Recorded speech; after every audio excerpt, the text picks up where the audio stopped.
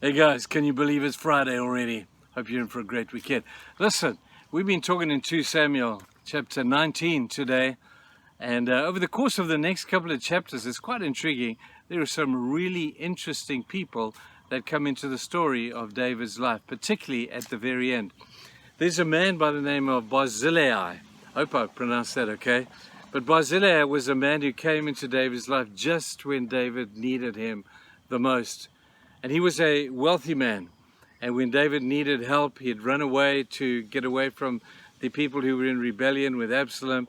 And he made this friend who had been very kind to him.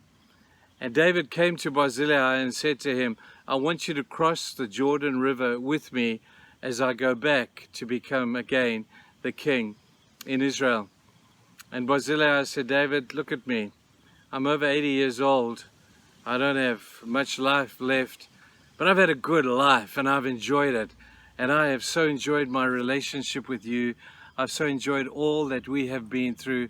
And I've been so privileged to be able to help you in a little way that I've been able to with my wealth to help to be able to sustain you because I believe in you. And so Barzillai says to David, I don't want to go with you. I'm too old to do all of that stuff now.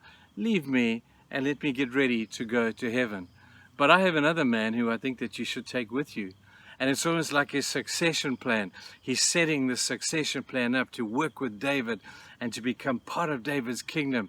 And I'm sure he was a blessing to David. And David said, okay, if that's what you want, I'll take him instead. And it's a beautiful picture of people who come into your life at a specific time for a specific reason and are just the most incredible blessing. But you know what intrigues me, folks? Listen carefully.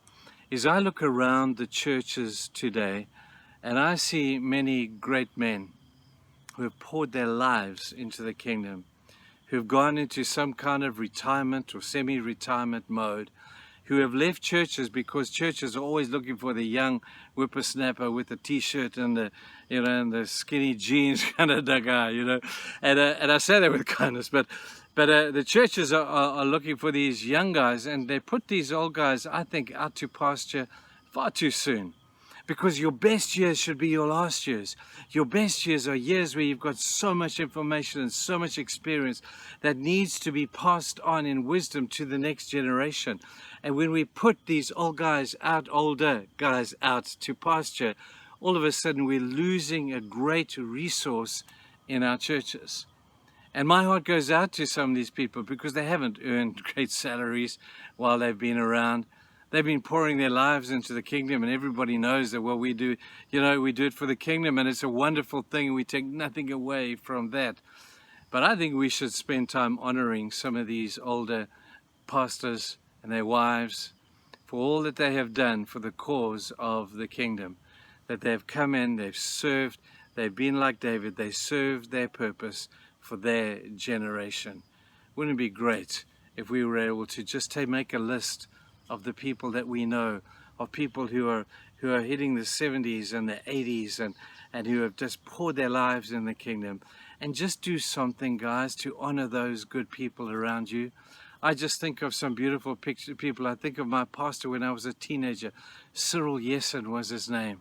And I loved this man. And he became like part of our family. He was awesome. And I'm so grateful to God for these godly men who gave their lives into the kingdom and looked after little whippersnappers and rebellious kids like myself. I think of some of the other pastors I've had down through the course of time and other people who have spoken into my life, not necessarily always pastors, but teachers and people of integrity and people of honor. And I just want to honor them today and say, guys, thank you for pouring your life into lives like mine and lives like other people around who I see these young guys, and man, we've got a job to do to keep these kids on track. They are awesome, but we've got some stuff to do, and our role is definitely there. So don't run away. There's no such thing as retirement. Keep on serving God. We die with our boots on, us older guys. And as I get older and into the realm of the 70s and the 80s, I know that that's the way I want to go. And I know I'm not the only one. But they need our help. They need our respect. And I know that you're going to be a blessing to them as they have been such a remarkable blessing to us. So today, just want to say thank you to you older pastors out there. I don't know if any of you watch this stuff, but thank you for being a part of our lives. We do honor you today and thank God for you. Have a fantastic day, all of you. Bye-bye.